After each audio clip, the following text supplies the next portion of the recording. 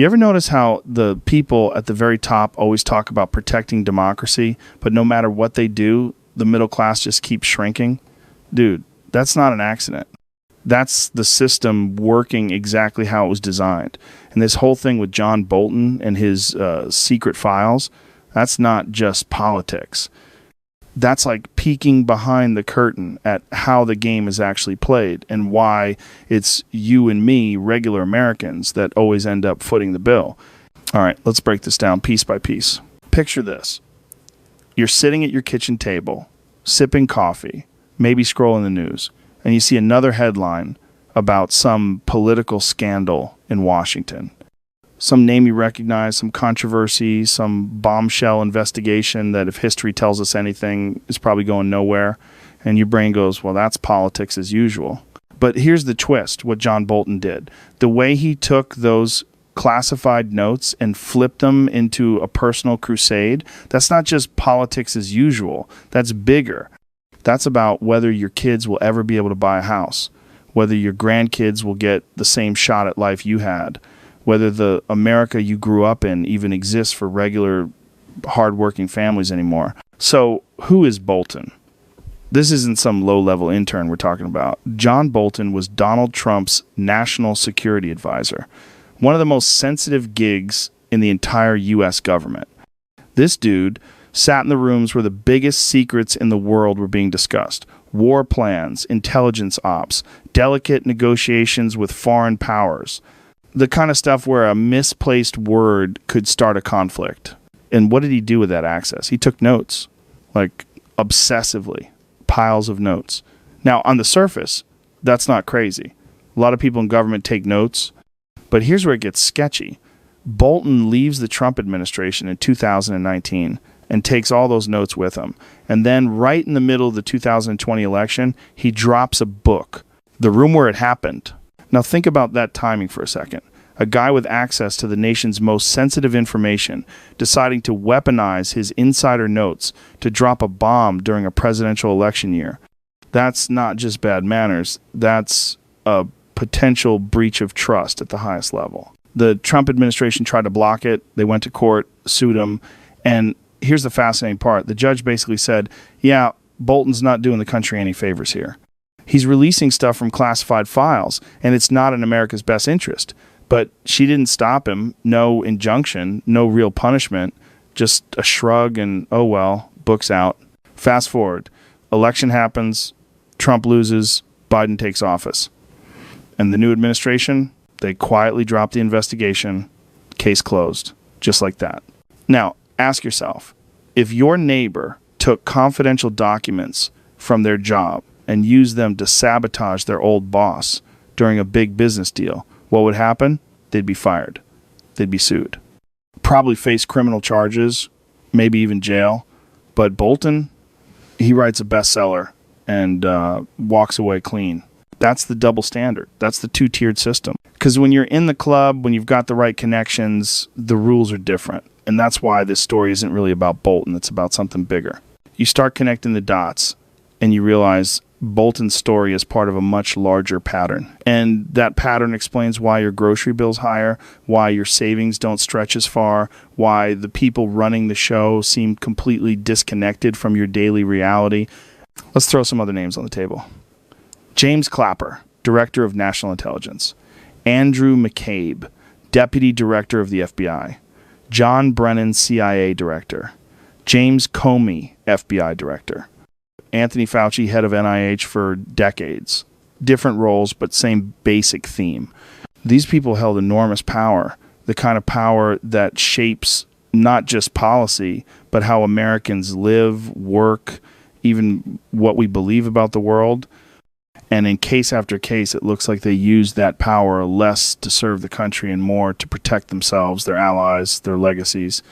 Think about Clapper. He testified under oath to Congress and later admitted gave the least untruthful answer when asked if Americans were being spied on by their own government. Translation, he lied. No real consequences. He retires, cashes in on TV contracts and think tank gigs.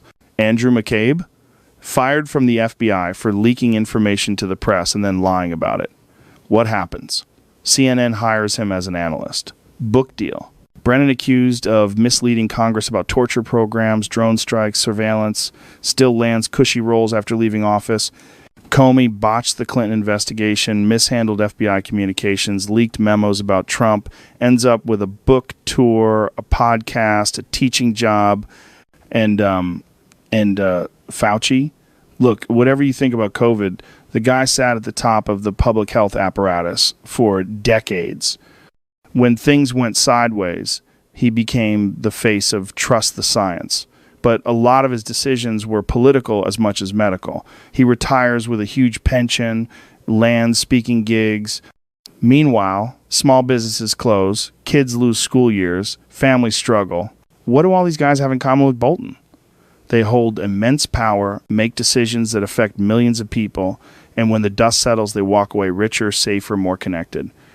Meanwhile, ordinary Americans deal with the fallout, rising costs, shrinking opportunities, neighborhoods changing in ways that don't serve the people actually living there. So when Bolton takes classified notes and turns them into a book to hurt Trump during an election, the real story isn't, oh, Bolton versus Trump. The real story is, this is how the system works. If you're in the club, you can bend the rules, and if you play your cards right, you get rewarded for it. And dude, here's the part that really messes with your head. Both parties do it. Republicans, Democrats, doesn't matter. At the top, the club protects itself. They fight on camera, then go to the same dinners, join the same boards, and cash the same checks. And you and I, we're the ones left holding the bag.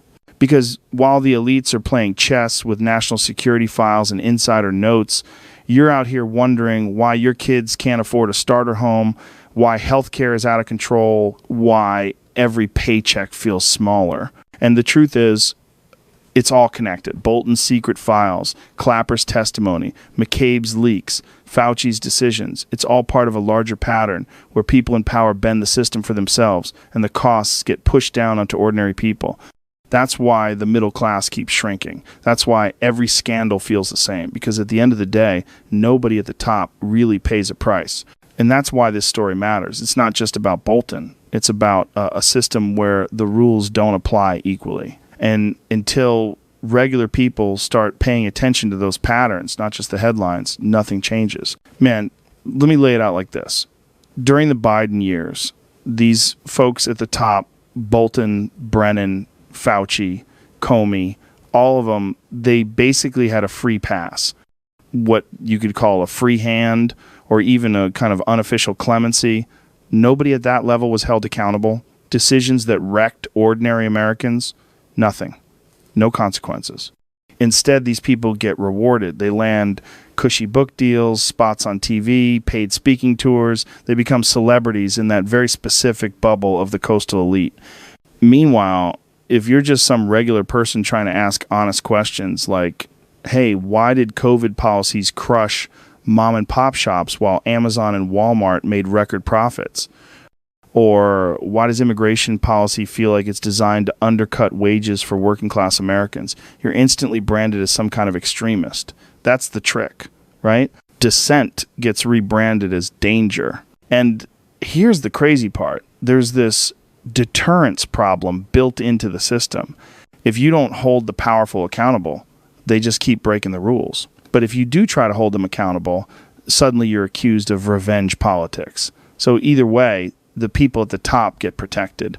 And the folks in the middle, the people who work hard, play by the rules, keep the lights on in this country, they're the ones paying the price. Now, let's get back to Bolton for a second. Because this guy is a perfect example of how arrogance and miscalculation at the top trickles down into real consequences for everybody else. Bolton could have done things differently. He could have said, look, I'm more hawkish, more interventionist. Trump's less interested in flexing military power abroad. We disagree. I'm resigning. That would have been the professional move. But no. What did he do? He decided to make it personal. He thought Trump was toast after January 6th. He thought he could help drive the final nail in the coffin by leaking little teases that his book was going to be this massive bombshell proof of Trump's illegality, his incompetence, all that. He thought he was about to be the guy who stood up and said, see, I told you so. What Bolton never seemed to get is that he had no constituency. This guy couldn't even get confirmed by the Senate. George W. Bush had to sneak him in on a recess appointment. When Trump brought him on, it was the same story. You can only put Bolton in positions that don't require Senate approval because nobody in Congress actually wanted him. So where did Bolton build his influence? Not with voters, not with workers, not with everyday Americans. He built it in the green rooms of Sunday morning talk shows, CNN, MSNBC, the op-ed pages of the New York Times. That was his battlefield. He's a creature of TV and insider chatter. And like so many others in that elite circle, he completely misread the actual mood of the country. It's the same mistake Bill Kristol made, or John Kasich, or Mitt Romney. These guys thought they were on the right side of history. They thought Trump was finished, that the grown-ups would swoop back in and reset everything to the old order. But here's what they forgot. They'd lost touch with the people who actually work for a living. The people who are scraping by on rising rents, insane grocery bills, college tuition that's gone off the charts. The folks who aren't at Davos or Aspen, but are in line at Walmart or busting their ass at a job site. That's where Bolton's story connects to your story. Because his arrogance, the arrogance of thinking he could weaponize classified information and the media machine to shape history, is the same arrogance that's been eroding the middle class for decades. Let me paint the bigger picture. Somewhere in the 90s and early 2000s, the Democratic Party made a strategic decision. And I'm not trying to be partisan here. This is just observable. They basically looked around and said, we don't really need the middle class anymore. We've got the wealthy donors, but we're the good wealthy people. And we've got the professional class, the lawyers, the consultants, the professors, the NGO types. They benefit from globalization, and they're with us. So you have this weird coalition form, not just billionaires, though they're in there, but also the upper middle professional elite, the people with graduate degrees, nice houses in safe neighborhoods, imported cars, private schools for their kids. These are the people who could still buy in expensive markets while whole regions of the country were hollowing out. And this class convinced itself it was saving the world. Climate change, global governance, diversity and equity programs, those became the priorities. But if you were middle class, if you were worried about buying a home, affording groceries, paying the electric bill, sending your kids to college without drowning in debt, forget it. You were treated like a complainer. Someone out of step with the future. And remember the language that started creeping in? Clingers, deplorables, chumps, even garbage people. Politicians and commentators said that openly. The assumption was that the middle class were just the losers of globalization. People who didn't learn to code or who worked in industries coal, manufacturing that elites had already decided were dead. Get over it. That was the vibe.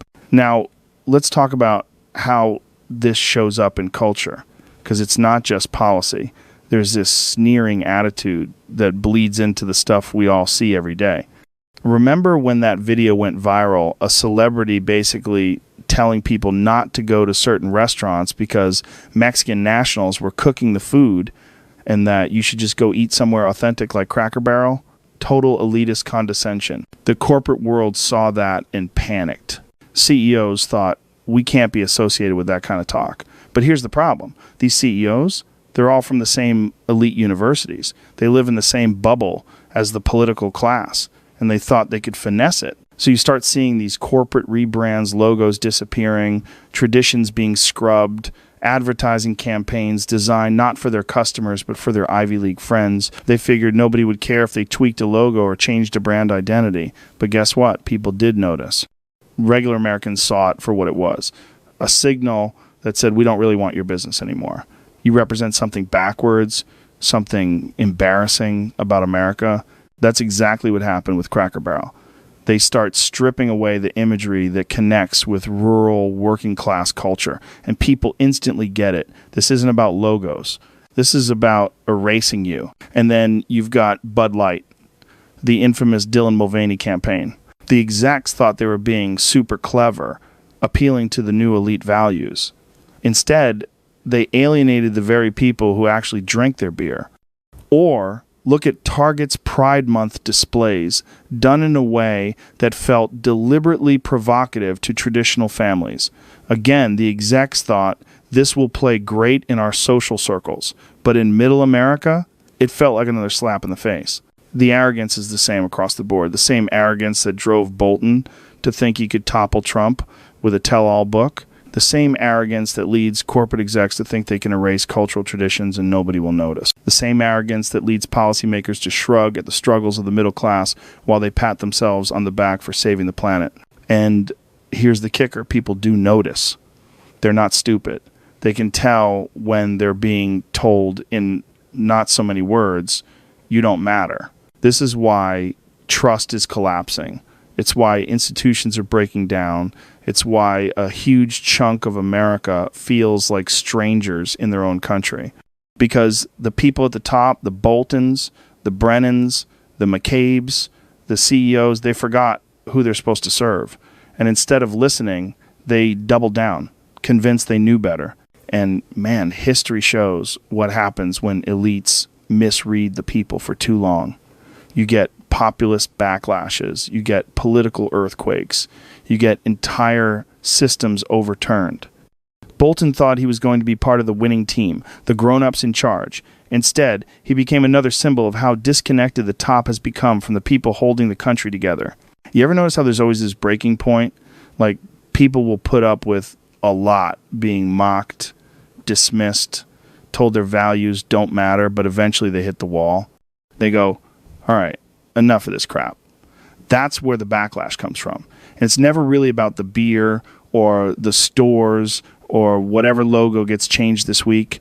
It's about something deeper, the sense that the big institutions, the ones that are supposed to serve all Americans, have basically been hijacked by a small circle of elites. And not just elites who are out of touch, but people who kind of openly dislike a big chunk of the country. That's where this connects back to John Bolton, because it's the same mindset. Bolton thought he was serving the right people, the people who matter. The crowd that buys the books, books the TV hits, sends the dinner party invites. He never thought about the bigger picture, like maybe the classified notes he was playing with didn't belong to him at all. Maybe they belonged to all Americans. He never thought that dropping a book of insider dirt during an election might actually undermine democracy, the very thing he pretended to be defending. And that's the core problem here. Whether it's Bolton or Bud Light execs or Target's marketing team, it's the same vibe. They've convinced themselves they're smarter, more moral, more important than ordinary people. They think they know what's best for you better than you do. Now, let's get into how that mindset actually spreads. And this might surprise some people. Universities, you'd think of them as places of learning, debate, expanding ideas. And yeah, when I was younger, universities leaned left, but it was a liberal left. You could still argue there was still room for free thought. But in the past couple decades, they've turned into something way more rigid, almost like ideological training camps. These schools aren't about serving America anymore. They've become global factories pumping out the new administrative class. Diplomats, lawyers, media figures, bureaucrats, corporate managers, and what are they taught? Basically, ordinary Americans are the problem, traditional values are obstacles, the middle class is selfish, and needs to be managed by people who know better. So instead of producing people who go, all right, how do we make life better for the folks in Akron or the steel workers in Pittsburgh? They're producing people who see themselves as global citizens, Americans, second, if at all. And universities are swimming in foreign tuition money, massive endowments, DEI programs that are basically hostile to American traditions. That mindset is the soil Bolton grew out of. Not necessarily the schools themselves, but the mentality, the idea that America is something to be corrected, not something to be protected.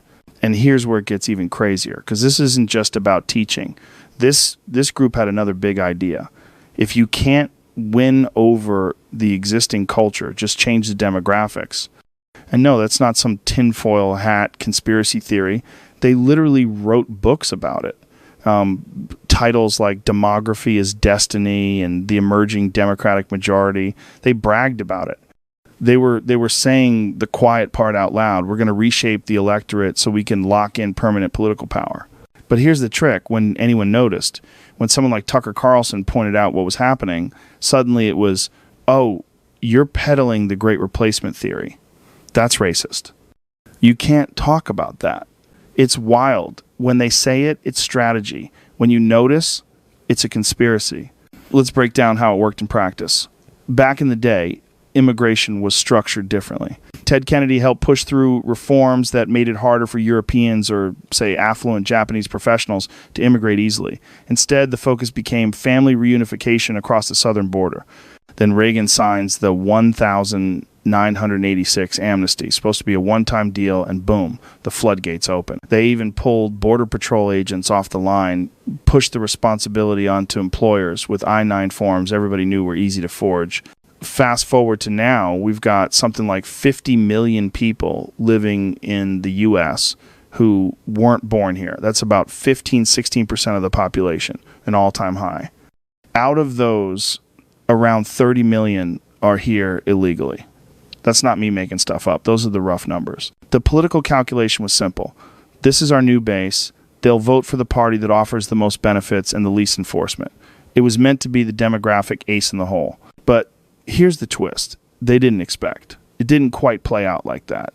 Second generation Mexican Americans, a lot more conservative than elites expected.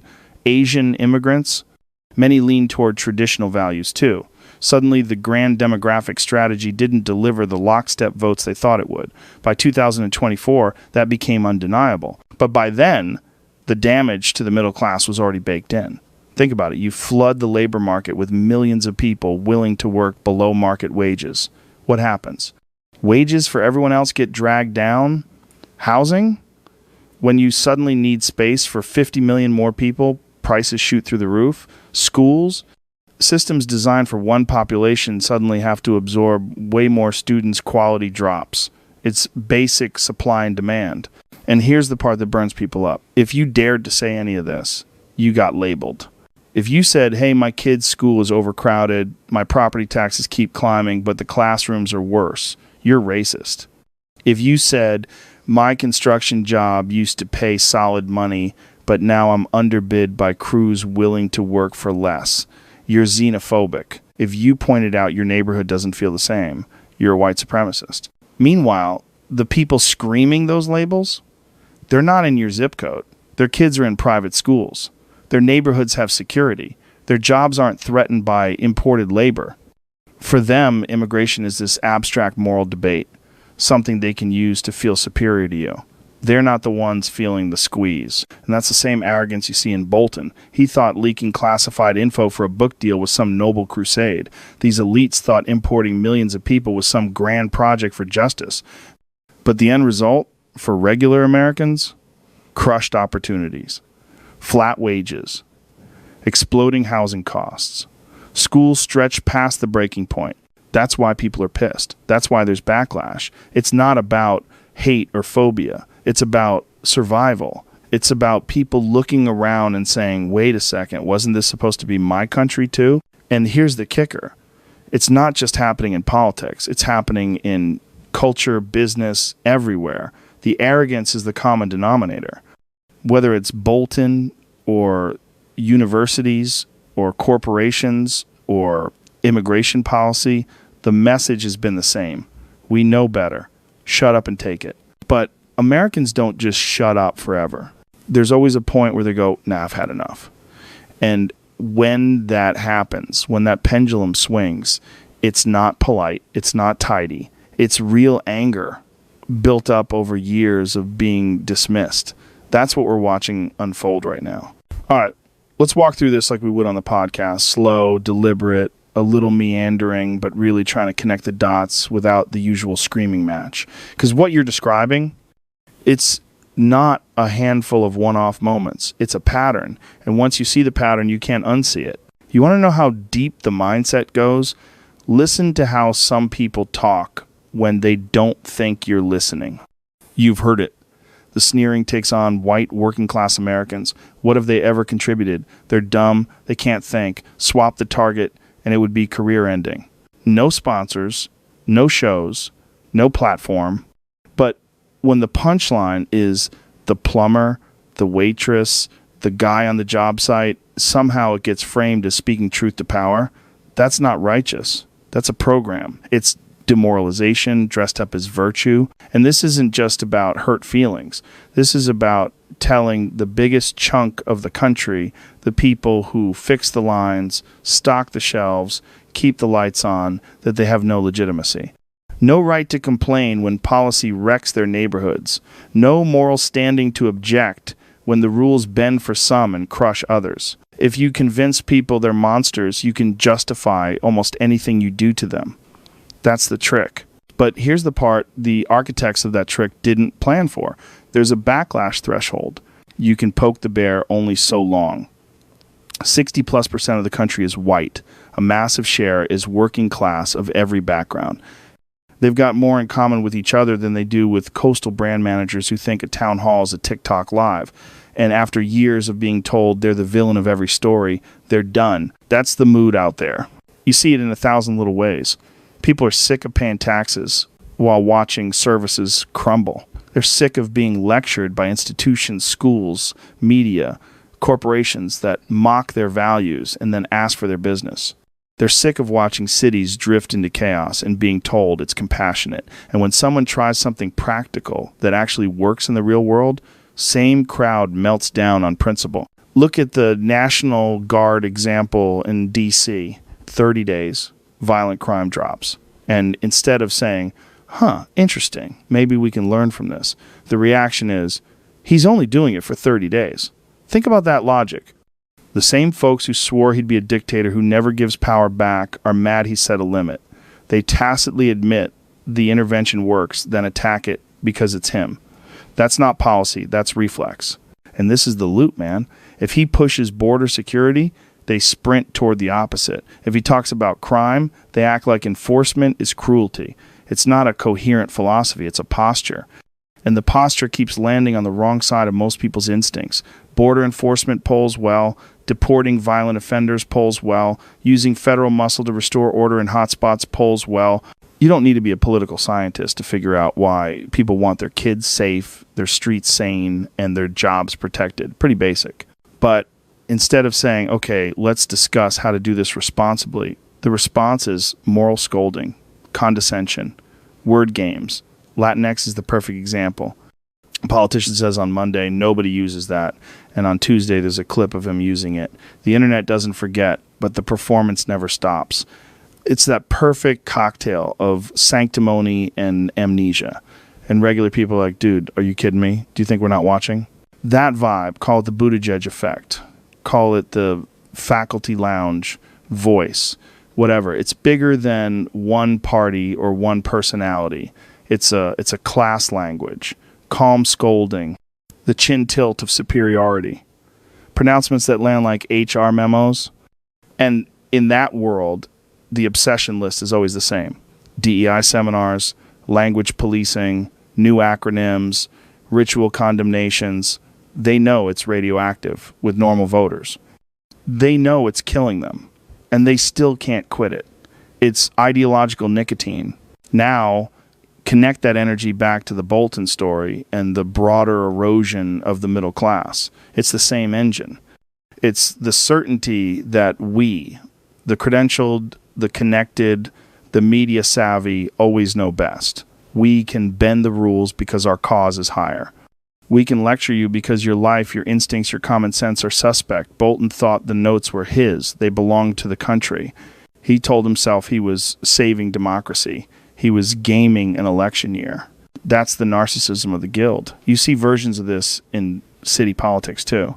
Progressive coalitions winning with a weird cocktail, the subsidized poor who've been promised more free stuff, and the upper middle professional class making $100,000 to $150,000 who want to cosplay as revolutionaries on weekends. They love rhetoric about seizing the means, just don't seize their 529 plan or their side of the mountain mortgage interest deduction. The working class, the person driving the bus, the mom running a daycare, the guy pulling cable, they're not really in that coalition. They're the audience that gets scolded. And it's wild how fast the goalposts moved. Go read old convention platforms from the 90s. Tough on violent crime, 100K cops, border enforcement, legal immigration only, energy development, balanced budgets. That used to be mainstream. Then came the branding pivot, the faculty tone, the moral preening, the learn to code eye roll, the just transition that never actually transitions anyone into a real job. And people noticed. They always noticed. So what do you do about it? Start by understanding this. Decline is not inevitable. It's not physics. It's policy. It's choices made by people who benefit from those choices. When a guy at the top monetizes his clearance while your trust in government takes the hit, that's a choice. When universities shame the country that funds them, choice. When immigration rules undercut local wages and blow up housing costs, choice. The pain isn't an act of God. It's an invoice from people who think they're unaccountable. Second, learn the patterns. It's the same characters on a rotating stage. The pundit who defended one abuse scolds you for noticing the next. The brand that lectures you designs policies that price you out.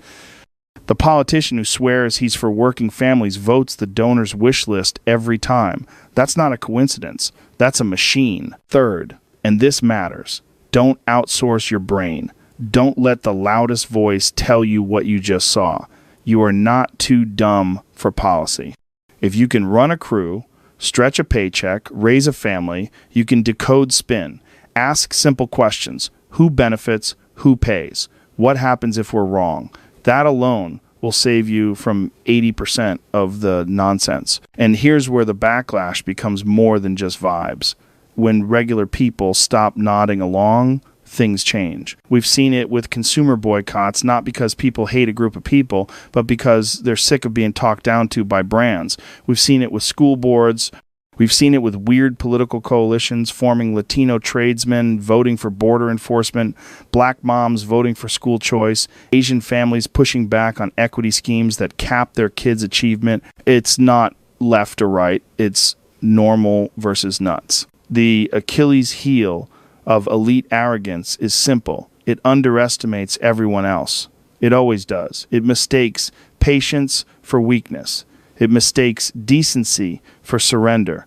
It mistakes humor for ignorance.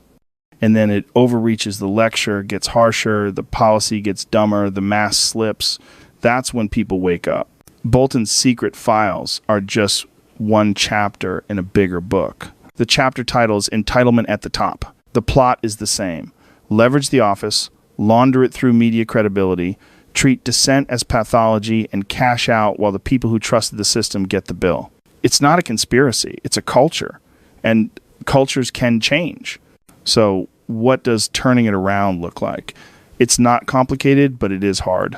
It looks like demanding equal rules at the top. No more one standard for you, one for me. If a contractor mishandled client data the way big shots mishandle secrets, they'd be in court tomorrow. Same energy for the powerful. It looks like rebuilding basic competence in public safety, not abstract debates, real results. If a guard deployment drops shootings in a capital city, study it. Replicate what's lawful and effective, and stop pretending that order is oppression. It looks like a sane border and sane labor markets, not cruelty, not chaos. Legal pathways that are clear and enforced. Real penalties for illegal hiring practices that undercut wages. Housing policy that accounts for actual population and supply, not vibes and hashtags.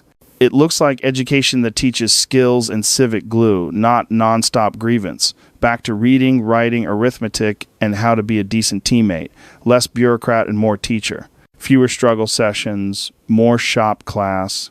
It looks like energy policy for grown-ups, affordability first, reliability second, cleaner over time because innovation scales faster than scolding. Let engineers lead, let results outrank slogans. And culturally, it looks like lowering the temperature and raising the standards. You can disagree without declaring war. You can keep a sense of humor. You can stop pretending words you invented last week are the moral litmus test of the nation. You can treat people like neighbors instead of NPCs. Here's the other piece. The middle class isn't a demo to target. It's the country. When working Americans of every background act shoulder to shoulder, it scares the hell out of the people who rely on slicing you into factions. That's why the messaging is always tribal. Pit class against class, race against race, town against city. Don't fall for it. That welder and that nurse and that small business owner have the same core goals: safety, opportunity, dignity, and a fair shake. So I'll turn it back to you the way I would on the show. Do you think the middle class still has the juice to turn this around?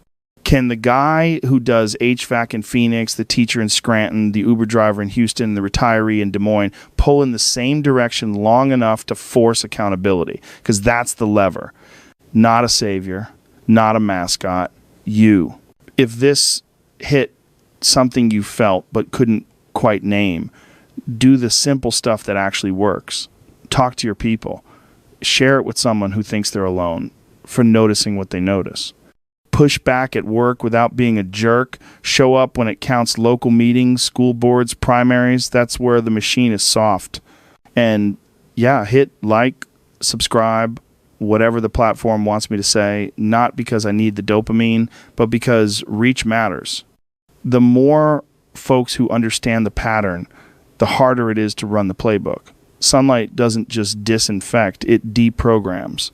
End of the day, this isn't really about John Bolton or one brand or one city council. It's about whether America is run by people who serve or people who manage, whether the folks who pay the bills get a say or get assigned a stigma, whether we the people is a living principle or just a phrase we trot out on long weekends. So what do you think we should do? Sit out and hope the condescension burns itself out? Or remind the system firmly and calmly that in this country the boss isn't an appointee, a dean, a comms director, or a pundit. It's you.